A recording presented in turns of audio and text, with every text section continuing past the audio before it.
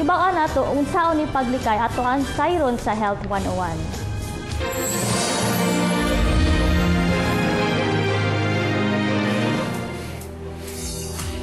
Gamayng kapoy ni Josefina, musakit dayon ang dughan niya, maglisod pa siya o ginhawa. Sinang Fina, usa lang sa mga babayeng dunay cardiovascular disease, kon CVD o sakit sa kasing-kasing.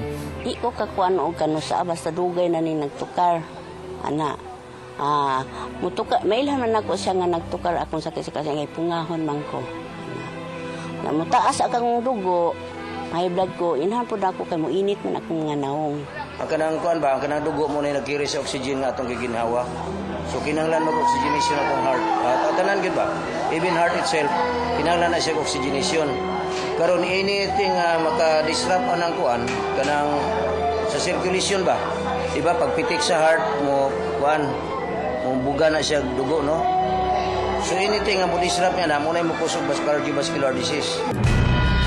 Usa ka delikadong sakit ang cardiovascular disease ug kini ang nagunang hinungdan sa kamatayon sa 17.3 million ka tawo sa tibuok kalibutan matag tuig. Kababainhan ang sagad namatay sa sakit sa kasing-kasing nga usa ang mamatay kada minuto ug karong tuig 2030 gitakdang 23 million ka mga tao ang mamatay kada tuig tungod sa maong sakit. Usa sinang Fina amping nakanunay sa iyang lawas. Naay pagkaon nga dinadili, naay kanang di ka magpainit, relax lang po ka gamay, liho ka pero dili kaayo.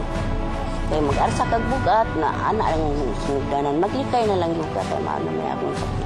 Apan dili angay mabalaka kay sumala pa sa World Health Organization 80% sa kaso sa heart attack kay pwedeng malikayan ang kamatayon.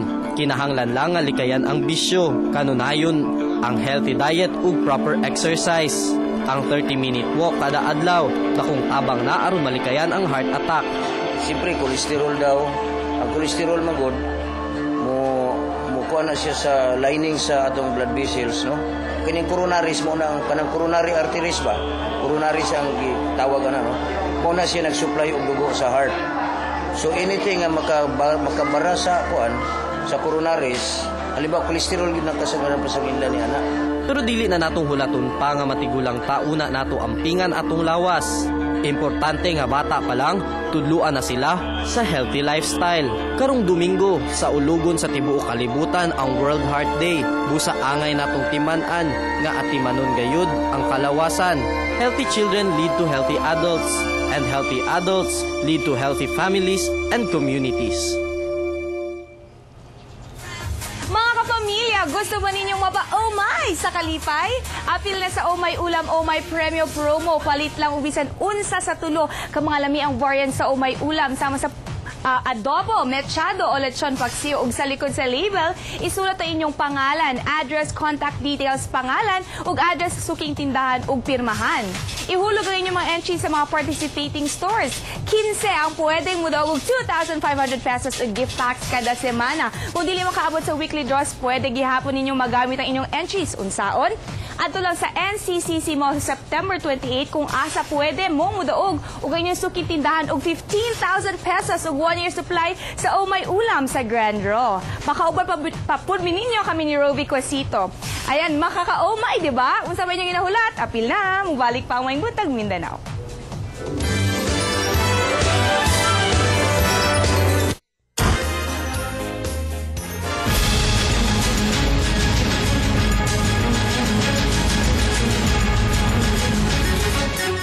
Balik sa mga balita sa News Patrol. Sa ika-17 nga adlaw sa kagubod sa Zamboanga, nagpadayon gihapon ang bakbakan sa ubang lugar. Mga residente nanawagan nagkalinaw karon. Ikan sa Zamboanga si Francis Magbanwa. Giugtan pa sa militar ang airstrike kagahapon sa Barangay Caterina sa Zamboanga City ug sikbit ng mga barangay sa parahing clearing operation sa gituuhang gitaguan sa nahibiling sakop sa MNLF faction. Lanog ang buto sa bakbakan. Laing kabalayan na sab ang gipangsunog.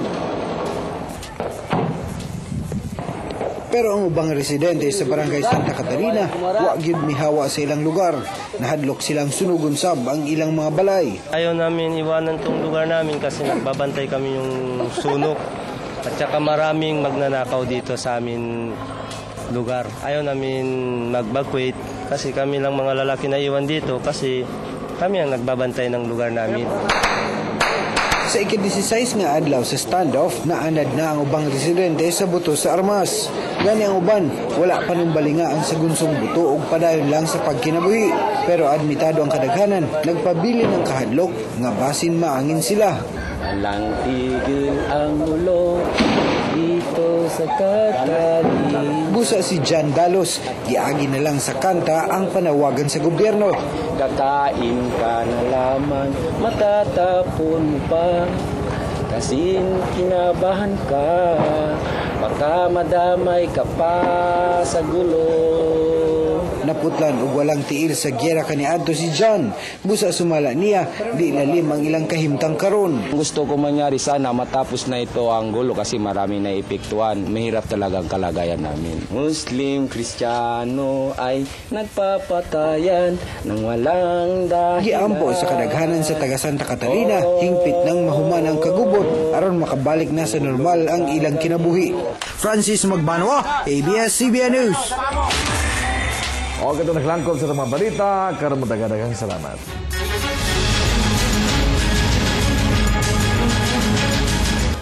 Para sa atong mga pamilya din sa Bangkerohan na ay water interruption karong adlaw gikan alas 9 sa buntag hangtod alas 5 sa hapon, taas-taas na 8 ka oras.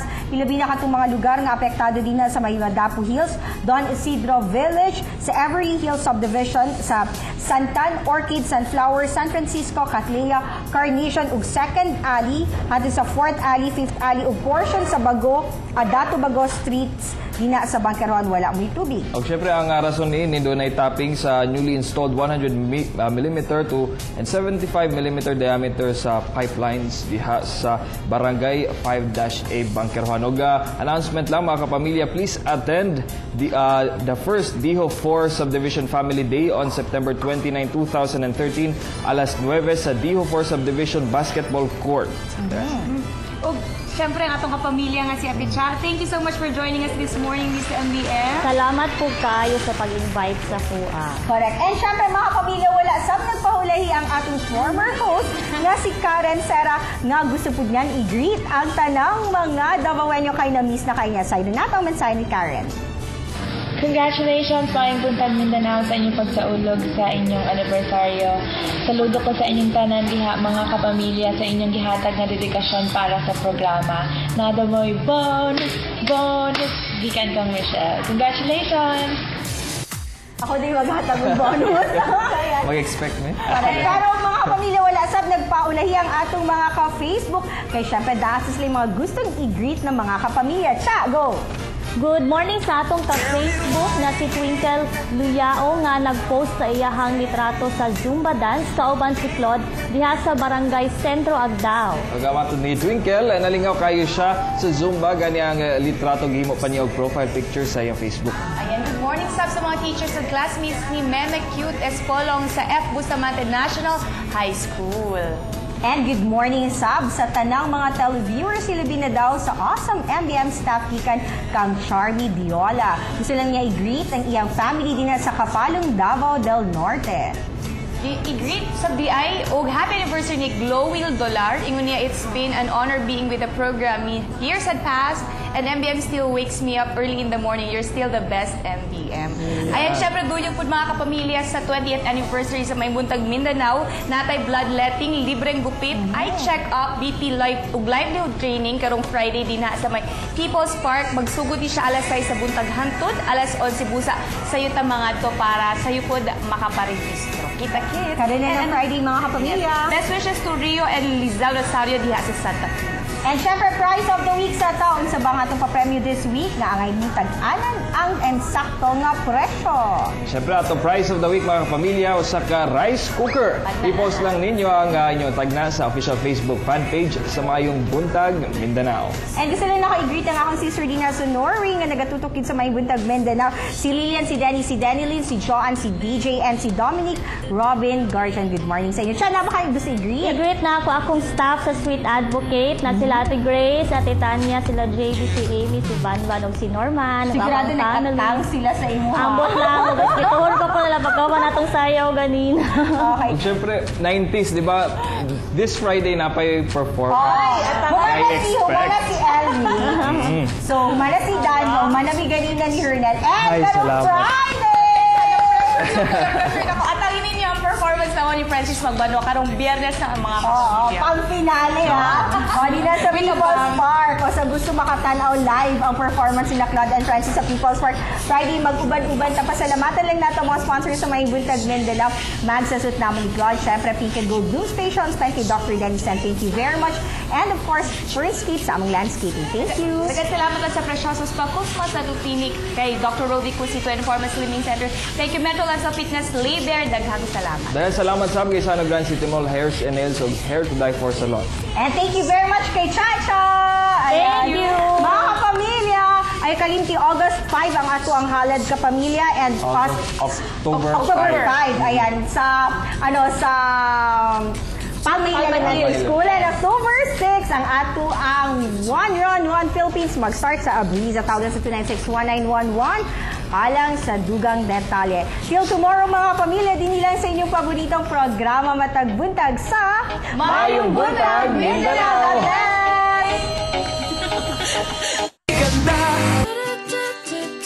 Kasama natin tuwing umaga.